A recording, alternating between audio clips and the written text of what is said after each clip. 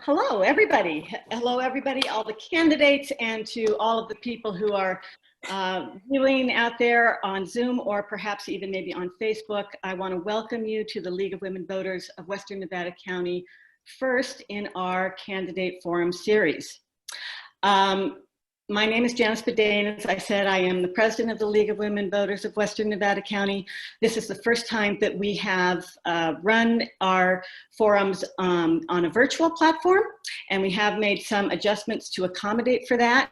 But what you can expect for sure is that this will be an evening with very civil discourse, as you always can come to expect when you come to one of our forums. So we appreciate everybody being here, and we thank you, everybody who has provided us questions in advance. And again, thank you to the candidates. For those of you who are viewing, your mics and cameras are off. So if you're home, and you can just make a whole lot of noise because we are not going to hear you or see you. Let's see. This forum is being recorded. And we will make it available tomorrow and we will provide links for everybody. But any use of it or editing is not permitted. It is the copyright of the league, so that would need permission. And any personal recordings of this are also not permitted. I want to remind you that we have upcoming forums also. Those were the Grass Valley City Council is next Tuesday, Nevada City Council is next Thursday, and NID Divisions 3 and 5 are Monday the 21st. There's registration for those, or you can watch them on Facebook, but really all of the information that you need in order to participate in those, including how to submit questions if you missed that for this time, are all on our website, and that is www.lwwnc.org.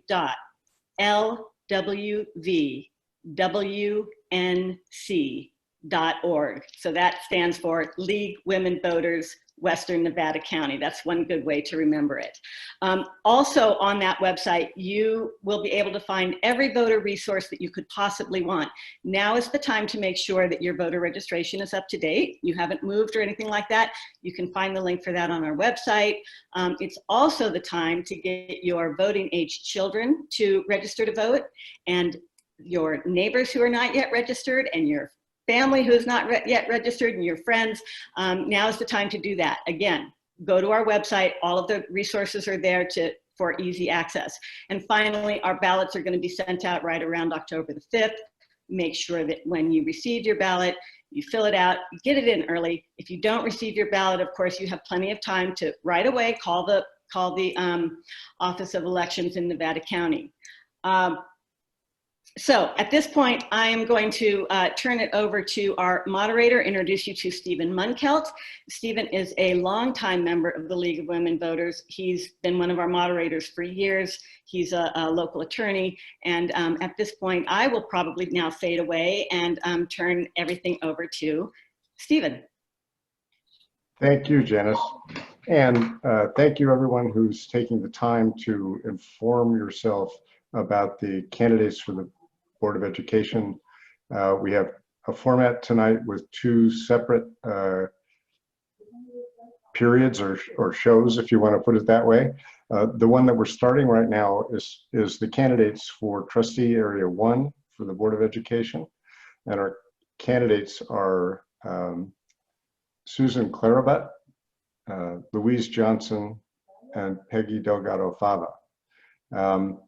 We have three members of the local media who are going to be participating by providing questions, and we'll alternate questions between the media representatives and the questions that I've received in advance from members of the community.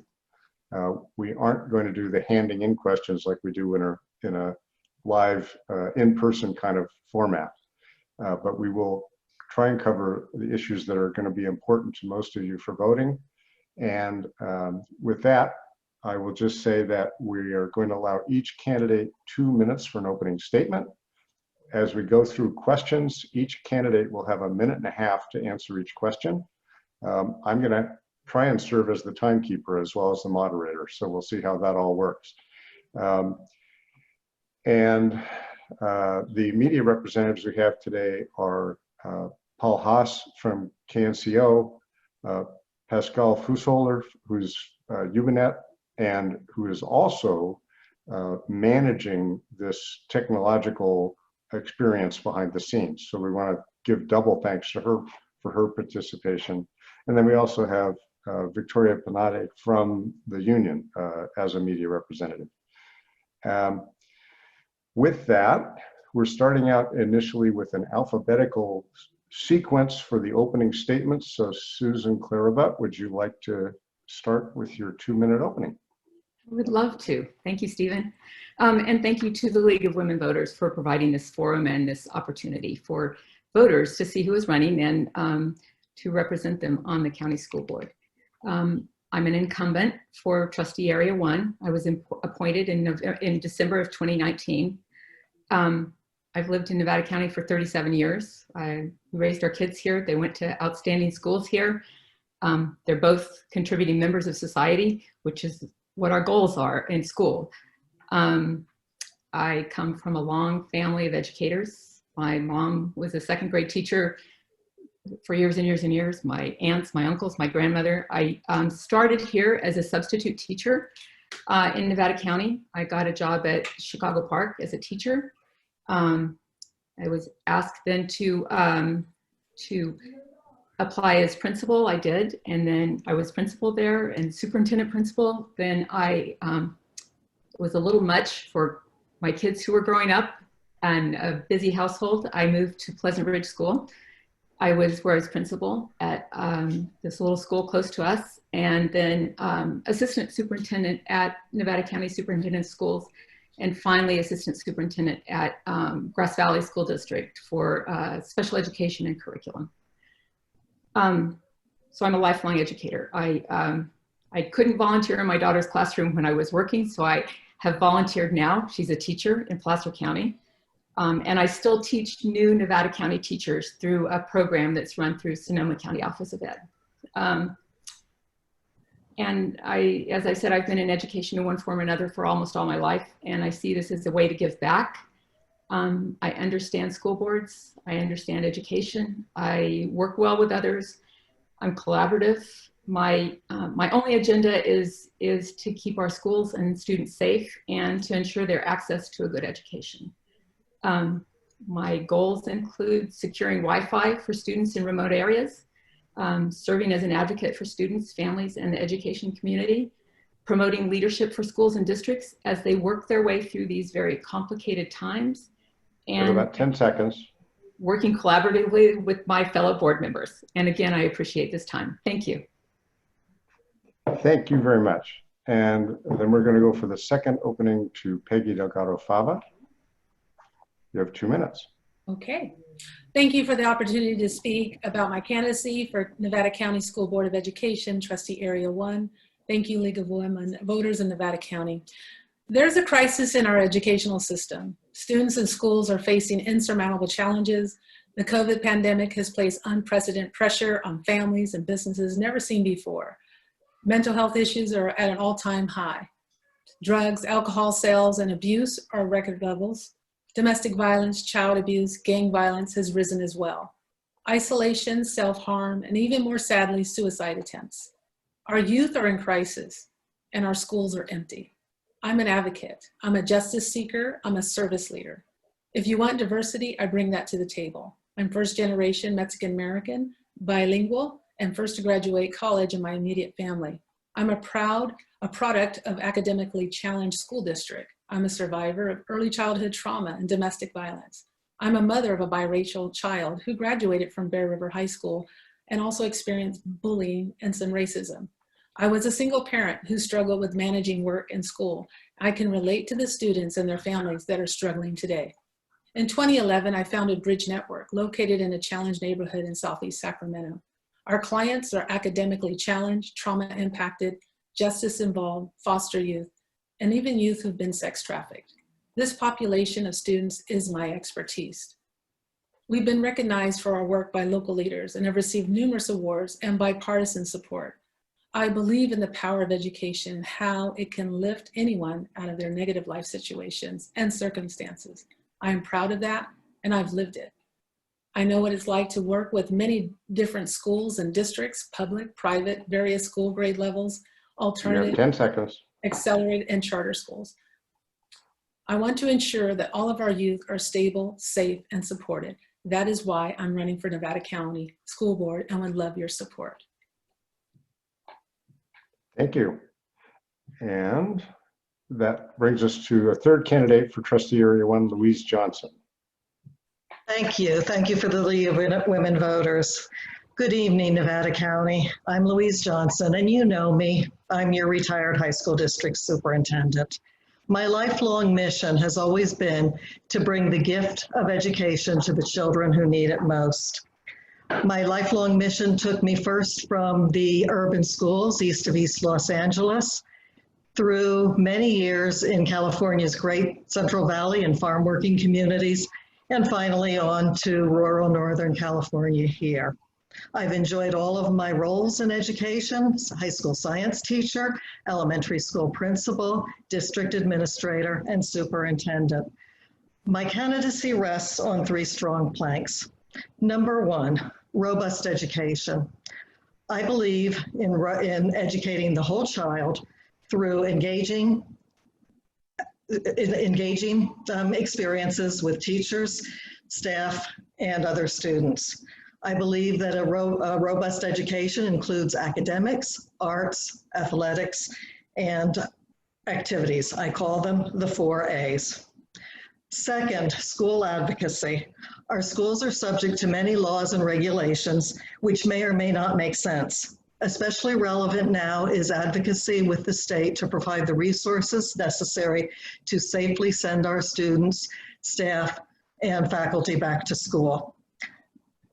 Another important point for me is to make sure that one-size-fits-all state and federal legislation that doesn't make sense for small rural schools has someone to make our voices heard. Third, I am fiscally conservative and fiscally responsible. I have led 3 school districts through budget cuts and declining enrollment. Experience counts in the budget, and I have that experience. Thank you very much. And now we'll start off with the first question from the community.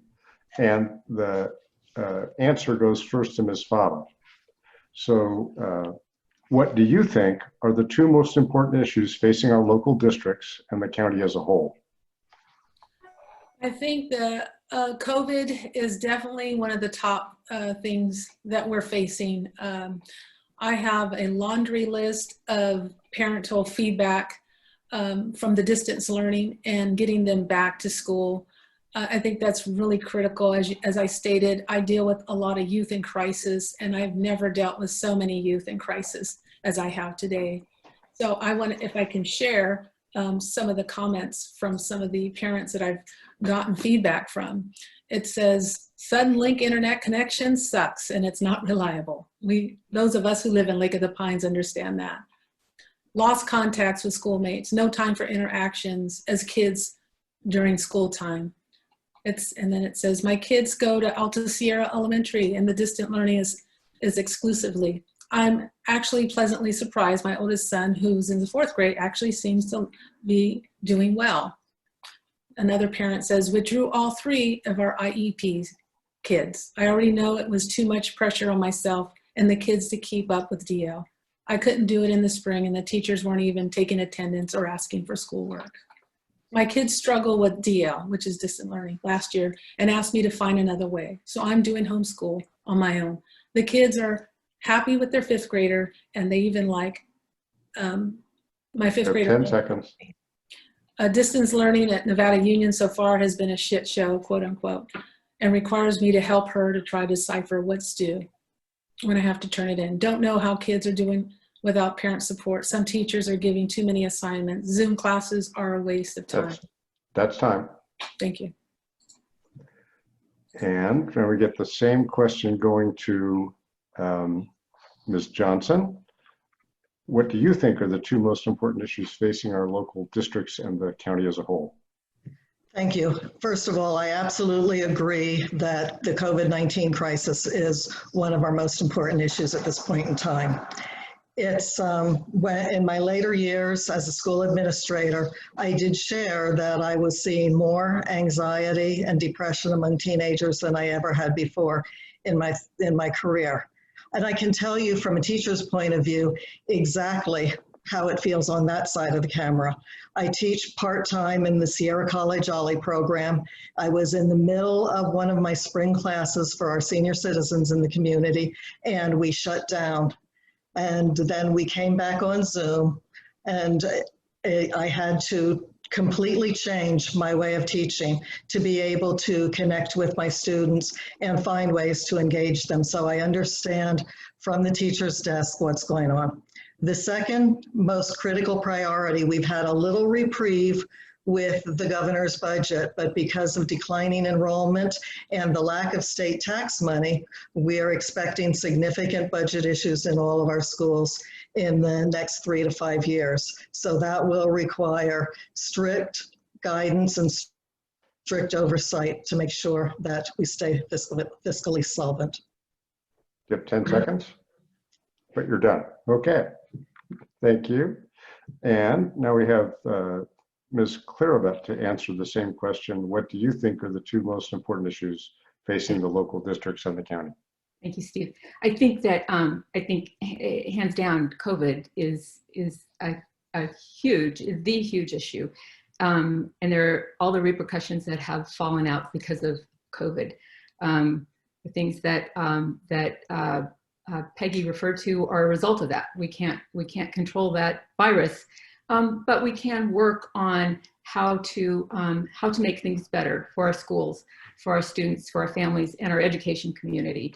And again, with Louise, I would say the budget is a huge looming issue. As she pointed out, we've got a little reprieve this year, but that reprieve says that the money is deferred. That means that we actually are not getting the money this year. It's deferred. We'll get it at a later time. And budgeting in times of deferment is very complicated. Those of us who have been in education for a long time have gone through this before. So COVID and school budgets would be what I would say are the highest concerns and priorities for all the schools in our county and in our state. Thank you. And now we'll get our first question from a media representative. And Paul Haas, would you like to start off that part of the program? All right, I'd be happy to, Stephen. Thank you. And Louise, Peggy, and Susan, thank you very much for being part of this tonight. I'll go ahead and start my video too. There we go. So my question is, you both talked about the importance and the effect that you want to have on kids. So why run for the County Board of Education rather than a district board when you can directly impact what's happening with the students at those schools? And that first answer to this question would go to Ms. Johnson. That's an excellent question, Paul, and I'm glad you asked it. Very often people get confused about the role of the district board and the role of the county board. And the role of the county board is very limited. Most of the authority rests with the district boards. County boards oversee and approve the county budget, including the interim reports. And county boards are the appellate board for district expulsions or interdistrict transfers. And county boards only oversee the schools that come under our auspices, which is, in our case, Earl Jameson and Sugarloaf, which is in juvenile hall. The reason I'm running for the county board is I was fortunate to be appointed to fill a vacancy in Area 1 earlier this summer. And I made a commitment at that time that if I was chosen, I would fulfill my commitment and run for this seat. I'm a person who follows through and fulfills commitments. And I think I bring a special expertise or experience to the table when working with legislators and others who have influence on us. I have a very distinctive voice, and I've been in phone conferences with the CDE and my emails blowing up with "we heard you" on the call, Louise. We agree with you. So that's where I'm really interested in service on this board. So thank you for the question, Paul. Welcome. And thank you. And then next to answer this question would be Ms. Clarabut. Thank you, and thank you, Paul. Again, I concur with Louise. District boards work directly, are in control of their own districts. The county board serves, just as Louise pointed out, as an oversight, and in some ways a pass-through for dollars that come in through the federal and the state government. I too was appointed. I was last December, and realized that I really liked serving on the county school board. I appreciate the special ed piece that we learn about. I'm a longtime special ed educator. I like the fact that we are able to learn about all the schools. I've worked in many of them. I like the fact that I can learn about all of them and in some ways be a part of them. And it's I just have appreciated how the board is run, how the county office is run, and I'm glad. And I think it's time to volunteer and to give back, and that's what Susan, just a quick clarification is. And Stephen, I'm sorry, I realize we're not doing rebuttals, but you are an employee of the county office still? No, okay, okay, I just wanted to make sure. Thank you. No. And thank you for your answer. And third responder will be Ms. Fava. Okay, thank you for the great question. The reason I specifically liked this board is because it deals with the type of demographic that I'm familiar with. The special ed, the juvenile hall kids, the continuation schools. That's where my expertise is. So it makes logical sense that I would be wanting to oversee this board. And so it would be a great experience for the board. I don't think many of you have dealt with gang members, maybe Louise, because she's been down in Central, so we talked about that. Dealt with some of the trauma that a lot of these kids that are being expelled and really understanding some of the experiences. I have real life experiences from my own and also from my kids, and then also from the kids that I work with currently in Sacramento with Bridge Network. So I think I would be an ideal board member for this seat. Thank you. And that takes us to our third alphabetical choice, and Ms. Johnson for the next answer. Or excuse me, we did Johnson first, right? So we're back to Clarabut. Or did I mix that one up? No, I did. This is the most likely thing to mess up. So I did the first one, I believe. Okay. So yeah, I think I've answered the questions even. But this was Paul's question. No, all three have answered. You on to the next question. We got all three? Okay. We got all three. Great. So next question is from the community. And this one is, the first responder will be Ms. Clarabut. The question is, what do you hope to accomplish as a member of the board? And be as specific as you can. Again, a good question. I think that one of my big priorities is I know that one of my big priorities is helping to find a way to provide internet, to secure internet for our families who are in remote areas. The COVID has shown us a lot of things, that we've learned a lot of things through COVID. And one of them is that our students who are in remote areas and some in not so remote areas don't have access to the internet. One example is through lots of work, there were hotspots and little tablets called Chromebooks that were provided to one of our far-flung districts. But unfortunately, Verizon doesn't get there. And so they're still not able to have, to access the internet. They still now with their work, their schoolwork have packets of, they have worksheets, but they don't have the internet. So securing internet and Wi-Fi for students in remote areas is my big priority. Supporting, as we just talked about a minute ago, what looks like an upcoming budget crisis would be my second. The county board has oversight. It's gonna be a tough year, this year and next. That's it. Is that it? Thank you. Okay. Your timing was very good. Next responder would be Ms. Fava. Okay, I concur with both Louise and Susan's. The Wi-Fi issue is a massive issue in this county, and it's also in the cities as well. A lot of marginalized communities don't have Wi-Fi, so it's really imperative, I feel, that we assist the county, those that are in need. We're making them do distance learning, so we need to supply some form of internet. And so I really think that the best objective to do that is to bridge with different community partners. And that's kind of my philosophy with a lot of problem solving, is to find some solutions outside of the school.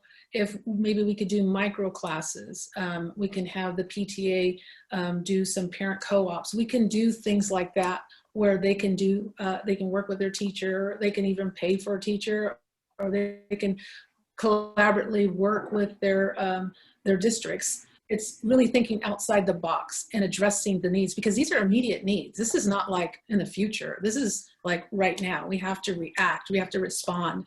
And the other issue is the budget, for sure. Working with, in a nonprofit atmosphere, we are always fine-tuning our budget numbers, and we always have to adjust. I know with government entities, it's typically a lot of bloating budgets. And so I, for one, would love to scrutinize, because we will have to do that. All businesses, all entities, especially the state, coming down to the counties, will have to make adjustments to their budgets. And the way we do that is by bridging and partnering with the common themes that people want to do. They want their kids educated, and that's what I want. And that's time. Thank you. And the third responder for that question, Ms. Johnson. Thank you for the question. Although the county superintendent is elected in his own right, our county is very collaborative, and our county superintendent keeps us well informed on all of the programs under the auspices of the county office. So let me talk about the arts. The county office coordinates great programs for the elementary schools in arts and art contests. The county office coordinates the Middle School Athletic League, and they have great activities like the STEAM Expo. And so I would want to support those, both as an individual and through my role on the county board. The second priority is advocacy for our small rural districts against laws and regulations that don't work for us. And the third is, as my two colleagues have mentioned, the budget as we go into the post-COVID economy that we are all going to adjust to. Thank you. And we'll take another question from the media. So Victoria Panati from the Union, would you like to throw one out there? And the first response to this one will be from Ms. Fava. Sure, thank you. Hi, my question would be, in particular, as individual districts make their own decisions as far as how to respond to the pandemic, how would you describe a board member that is supporting all of the districts in an ideal way? I'm wondering how you would go about supporting all of the districts as they have a varied response. And I'm not clear on your question. So in what capacity? You're just saying as a board member, or? Well, I suppose I mean, how would board members contribute to a board of education that really is supporting the different districts? Well, you know, that is a unique question.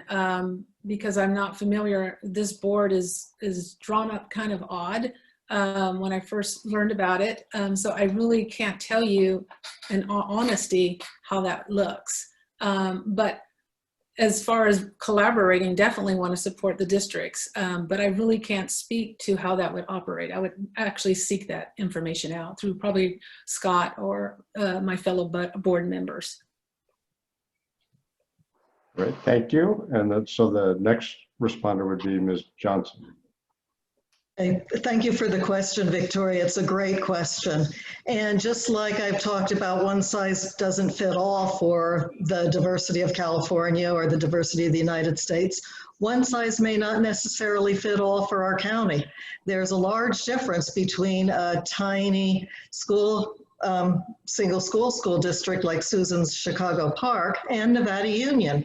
So where some schools may be able to reopen safely with social distancing and all of the other guidelines, then, and maybe some are not due to the nature of their classroom size and their scheduling and how many students. So I think we have to be fair and understand that one size doesn't fit all. And that being said, I think just on a level to reach out to educators and let them know that we're here for them and we understand. And the third thing I'd like to say is I've had experience working with our Department of Public Health here in Nevada County when we had a norovirus outbreak a few years ago. And I was on the phone with the director after hours, and she was working me through the decision tree matrix, and I made a decision that we had to close 2 schools that occupied our same campus, which was our district authorized charter school, SAIL. Their board made that decision, and Silver Springs High School, same campus. So working with public health. Thank you. And that brings us to Ms. Clarabut for her response. Thank you. Well, I know that the superintendents of our 9 districts worked throughout the summer to put together a series of plans. And just as Louise is pointing out, we have 9 different districts in the county. We have multiple charters, and they all have different sites, and within those sites, different abilities to maybe socially distance, and to provide what would be needed for students to come back in. We have schools in our county and districts that are running a hybrid model right now, which means some students are face-to-face, some students are distance learning. Other districts have a sole distance learning model, because that's what was determined to be best for those sites with what they have to work with. So I would say I would support, knowing the work that went into those decisions, would support those districts in the decisions that they make. And as my colleagues have pointed out, we do have 2 schools, Earl Jameson and Sugarloaf, that we would be working with. But I know that we have the ability to hear how those decisions were made, and that would be what I would rely on. Thank you. And let's see, that takes us to next question from the community. And the first response for this one will be from, let's see, we finished up there. So that was 3, 2, 1. Looks like Louise Johnson's first for this one. Sound good? All right. Sounds good. So we have many charter schools in our county. Do you think it's good to have so many? I think that our charter schools and all of the variation of choice in our county makes for rich opportunities for students and parents to find the place where it works for them. In the high school district, we had a lot of choices within the district, and one of our counselors always said, a door for everyone to go through. And as we collect all of the students at the high school district, the SAIL is our district authorized charter. They work closely with us, although they are independent. And Bithany Springs High School is an independent charter. But mostly, in my experience, we collected all of the students from all of the charters and all of the public schools together at Nevada Union or Bear River, or they would choose one of our specialty programs like Godoti or North Point Academy. And I'm very proud of how they all came together.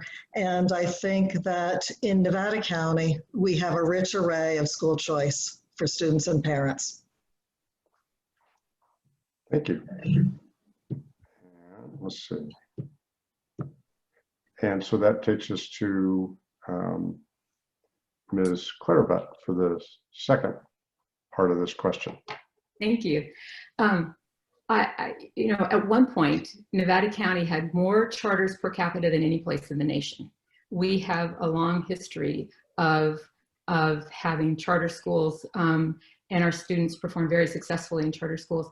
I absolutely believe that there's not every student fits in one setting. So we have a multitude of charters, and I absolutely believe in charters and regular public schools, because we need to find a place that works for students and their families. And we have, like Louise just said, I think there's a door for everyone here. It's we have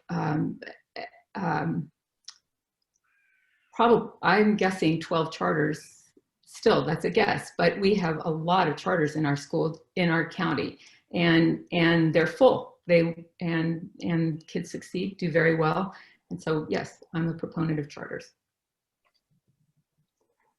And that takes us to the third responder, Ms. Fava. Yes, I also support the charter schools. I think we always want to lean with choices and parent choices, and one school may benefit another child. And I know some families that have two kids in two different types of schools, public and then charter. The problem with the charter schools is some of them, it takes a year to get into the school. So that's problematic, and I would like to find a solution to that. And it could be because we don't have enough of them, which sounds kind of odd, since Susan had mentioned that we have the most per capita. But that seems to be a long time to wait, a full year to get into some of the charter schools. So I support them. I support parent choices, and I think it is wonderful to see that Nevada County is doing that right. Thank you. And then we have our third media question coming up, and that will take us to Pascal Fussel. Thank you, Steve. You are, all three of you, you're running for what is called the short term, the 2-year term. Do you think that within that short term, you can actually implement your vision and also contribute effectively to the school board? That goes first to Ms. Clarabut. Excellent question, and I would say yes. I think that I've been on the school board since December, and I feel like I have been able to make a difference. And yes, I would say that is true. Ultimately, these 2-year terms will roll into 4-year terms. It's a funny situation we find ourselves in right now. But yes, I think that school boards make a big difference, and it's, you know, every month, every meeting, you're making decisions and making a difference. And just to point out, Peggy, we no longer have the most charters per capita. Sorry if you misunderstood me. That was in the past. Thank you. Thank you for your response, and that goes second to Ms. Fava. Yeah, so I think yes, in 2 years by far. I've you know, being in the nonprofit world, we're usually funded by 1 year, sometimes 24 months. So we're used to really acting fast, having a plan together and acting on it. Granted, we're working with many entities here, and you know, the school board and all of the superintendent and all this supplemental offices that come with it. It's going to be a little slower, but I'm definitely going to be on a faster pace. And yes, 2 years, you could definitely do some changes. As Susan had mentioned, she's said that she's been effective, and there's a need to to react fast. There's got to be a sense of urgency. We have a lot of problems, and I'm not saying it's due to the board's fault. It's just the conditions of what we're living in. We have, power outages, we have fires, we have air quality issues. So there's a lot of things that we have to just go quickly on. And so a 2-year term, most definitely, I feel we can be very effective. At least I can. And I will plan to be effective. Thank you. And then to Ms. Johnson. Yes, as Ms. Clarabut pointed out, we are in a unique situation because we were provisional appointments. So under the code, when you are a provisionally appointed school board member, you get to run in the next election. And as I answered previously with Mr. Haas' question, I was asked in the application, will you run? And I said, yes, I will run.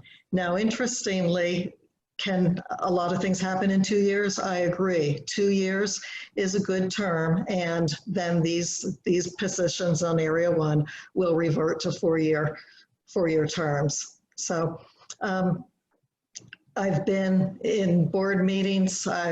When I retired from Nevada Joint, I counted them up. I had spent 498 board meetings in my career, and the board offered me 2 more to make it an even 500. I declined, but since I've been on the county board, I've exceeded the 500 board meetings, and I know that each month makes a difference. Thank you. So back to a question from the community, and this one will go first to Ms. Fava. Do you think we're doing an adequate job of educating our students about racial and gender equity within our county? And if not, how can we improve? Well, that's a special one for me. And I think our attempts are to educate the gender and the racial inequities. I think some of the, for example, the BLM, the political movement, I'm definitely for Black Lives Matter, being the mother of a Black child, and being a person of color. But I think we have to have different voices. I think the BLM movement is dominating and causing more division. And so we're not allowed to hear different voices. And I think we need to hear that because there are various opinions on racial and gender equality. In regards to the gender equality, I think we're doing a pretty good job, actually. There's a lot of information coming through that's been mandated through the state. And that's where I feel like we can really institute our local positions, our local feelings on this issue in the school board. So I feel we have to improve, and I don't like the top level curriculum slammed down to us. I think it would be great to have really personal experiences along with various opinions. And right now this seems to just be one viewpoint. And so I 10 seconds. I don't support one viewpoint. I think we have to have a diversity of thought, and that's how we really do learn about a topic. Thank you. And then we go to Ms. Johnson for a second answer. So as we learned at one of our board meetings from NU graduate Michael Sakarik and his colleagues, because of the insular community where he grew up here in Nevada County, they didn't really feel like they were exposed to people of other cultures and other belief systems just by virtue of our place. And he presented in his petition a very detailed list of requests for how we can do better with our students here in Nevada County. I support those ideas. I support programs that have people talking to each other. That's why I'm a Rotarian. We talk to each other across the world, and we get to know each other as individuals. One such experience I've gotten to have with kids in our county is called Breaking Down the Walls. And they do all kinds of activities together, which are both energizing and then where you sit down with and you sit down and you do these activities. And there's one called Cross the Line. And I was with a student, and then she was my partner later on for a debrief. And you say, if you've ever known anyone in jail, cross the line. And if you've ever felt this. One of my students saw me cross the line in a very tough issue. And she could sit there and she could say, here's this lady with this big important job. And she had the same problems that I had when she was my age. And 10 seconds. that's the answer, is just really talk to each other and listen to each other. Thank you. And the third responder would be Ms. Clarabut. Thank you. Absolutely, we need to do more work, and I think it's become glaringly obvious. The petition and the email that the former Nevada Union student sent in was astounding, and really made us all sit back and reflect.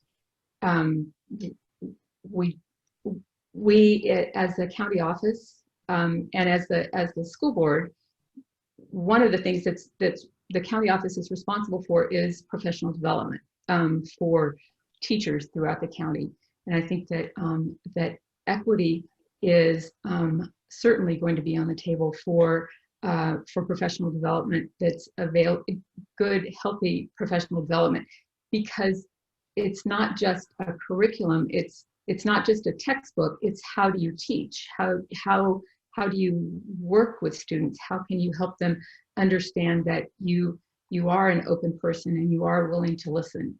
So yes, we do need to do work, just like every district in the state and the nation, and I believe that we will get going on that and begin working on it, continue to work on it. Thank you. So we're now going to get a question from Paul Haas again, and this will be the last question before we start into the closing statements.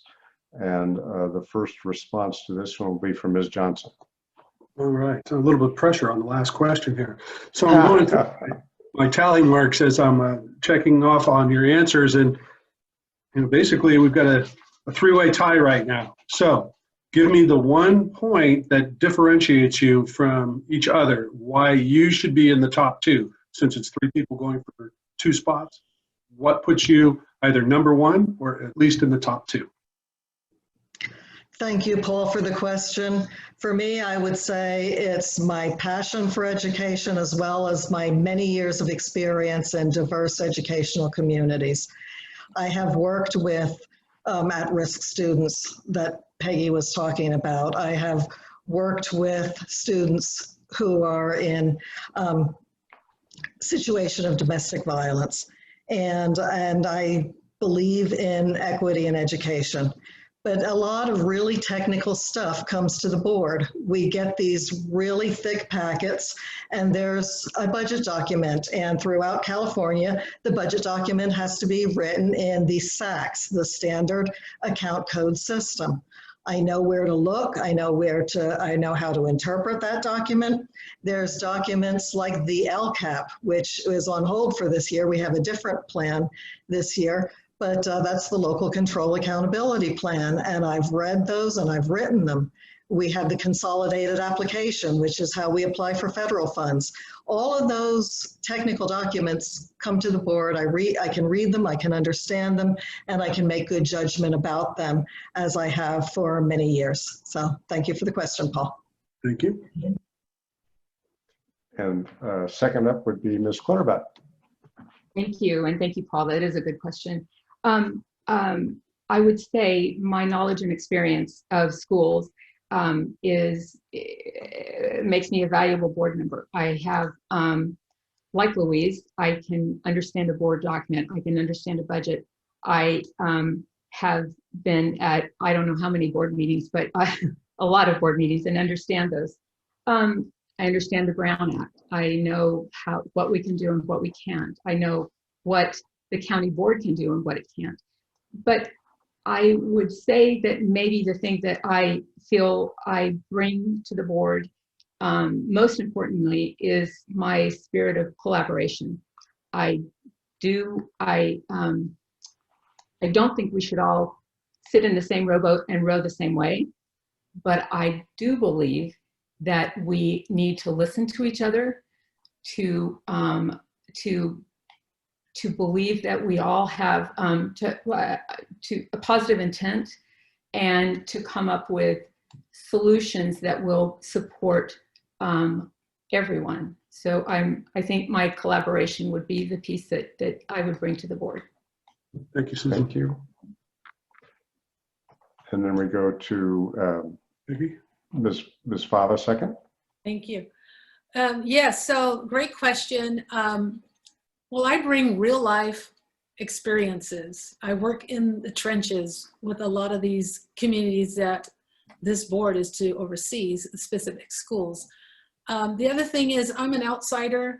I'm not in the educational system, and I think it's good to have outsiders in the community with a different perspective. I'm kind of the middle person, to be quite honest. I support families. I understand, and I am definitely supportive of the students, and also support the teachers, because I understand what they're going through and how frustrated they must be when they have parents that are checked out or, you know, not really participating in their education of their kids. So I get that, and I think it's really essential that we do have this diversity of board members, that we're not all from the same cloth.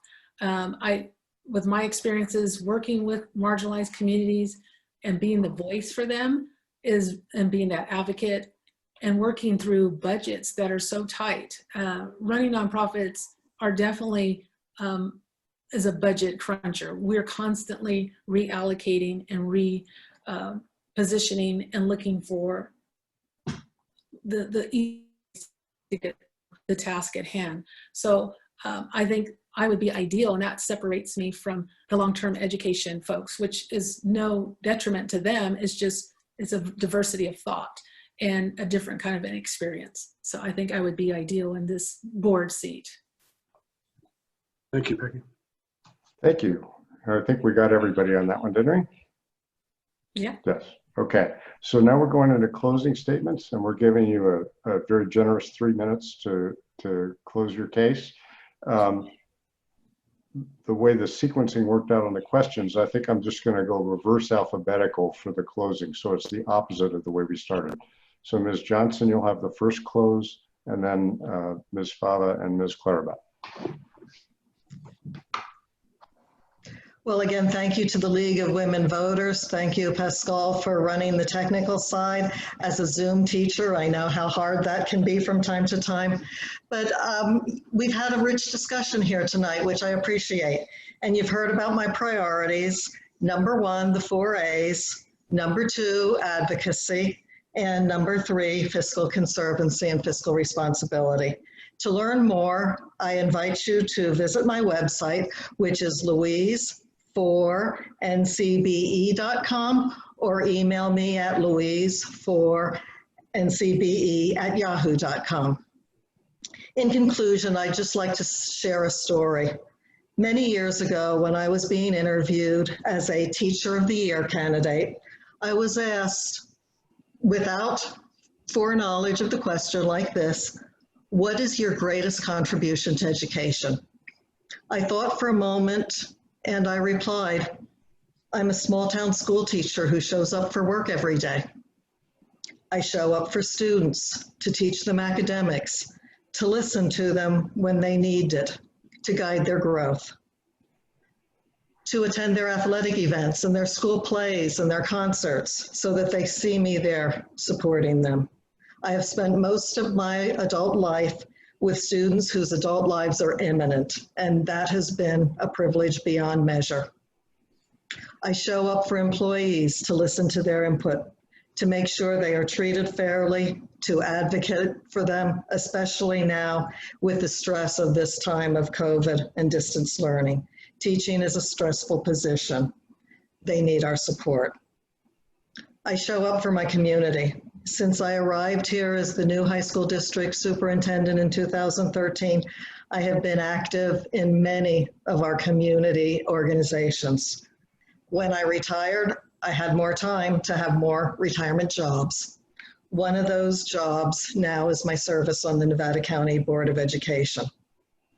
I hope for your endorsement and your vote on or before November 3rd to send me back to work on this board so I can continue to show up for all of us. Thank you. Thank you. And Ms. Fava, you're close. Okay. Thank you again for allowing me to participate in this forum and this rich discussion. I really enjoyed it. I believe school members, board members need to be responsive to the needs of its constituents. And I'm not seeing many school boards meeting this need, and it's not just Nevada County. I believe school boards should help the most vulnerable, those with special needs, those with IEPs, and students in marginalized communities. I believe school boards should help the working parents and essential workers finding a safe return back to school. I want to bring my expertise from Sacramento to my own neighborhood here in Nevada County, which is in need of a fresh new direction. You have an opportunity to put real life experiences with a track record of success, who has her feet on the ground, ready to respond, deliver what our community needs. I had to fight as a youth to survive, and I bring that same passion to this board seat. I'm excited that this specific board has oversight over the continuation schools, juvenile hall, adult charter schools, and work with the Latino community. Serving this specific district and demographic is where I've excelled, and my organization has been successful. I bring an innovative approach, solutions-oriented, sound fiscal management, especially during times of economic instability. I want to bridge a network of partners with schools, youth enrichment programs, community resources, mental health, businesses, and the faith community to better serve our students and parents. I will fight for safe schools, student and family support, parental choice. I ask for your vote this November for Nevada County School Board of Education, see Area 1. For information, go to electpeg.com. Thank you. Thank you. And to wind up our candidate presentation, Ms. Clarabut. Thank you. And I hope that this forum has been helpful to our voters and that they have been able to see, it has been a rich discussion, and that they've been able to look at what might be differences between us in our, as we are looking at our plan and our upcoming election. I think that school board members are volunteers, and so I don't know any school board members who are not working to the best of their ability to do what is right, what they see is right, and within the constraints that they have, within Ed Code, within the laws that we live with, to do the right thing for students, for families, and for teachers, for the educational community. It's a tough job to be a school board member. There's money that comes in that can only be spent in certain ways. We can't spend it. It might look like we could spend it. Wouldn't that be nice? We could get these things, but we can't. You have to live within those constraints. So that's I believe that the knowledge that I bring of budgeting, the knowledge that I bring of the experience that I bring from being a part of those decisions is valuable as we are traveling through this very, very complicated time of COVID. Things that we who could have planned for these things that we're going through. But I do believe that our schools and our districts and our charters which are also public schools are doing the very best that they can to provide education for their students. It's hard work, as Louise said. It's hard work. I've had teachers calling me in tears over distance learning. It's not everyone wants to go back to face-to-face instruction. It's just we've got this unprecedented virus out here that is getting in our way. So in conclusion, I hope that you will support me in this effort. I look forward to representing the constituency of Nevada County on the Nevada County School Board, and I would like your vote. Thank you.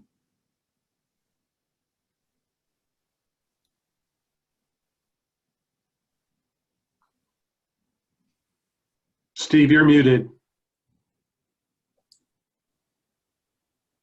Oh, I think I have a feeling I might be the only one who's not muted at this point. I want to thank everybody, thank the candidates especially for providing, taking the evening to provide our listeners with lots of great information. This was indeed an information-rich forum and in a short hour, so really appreciate it. Stephen, thank you so much as well. We have another forum for the trustee areas 2 and 3 that's coming up, and it's going to start at 6:15. It's the same link, but we're going to go quiet, and then you're going to come back to watch TAs 2 and 3. Pascal, is there any way to let Stephen just wrap up there? Maybe not. There is. All Steve needs to do is unmute himself. There you go. Oh, there you go. All right. I leave it to you, Steve. Say goodnight. So thanks everybody for your participation, and for the community that's watching, we'll see you again in about 10 minutes or so.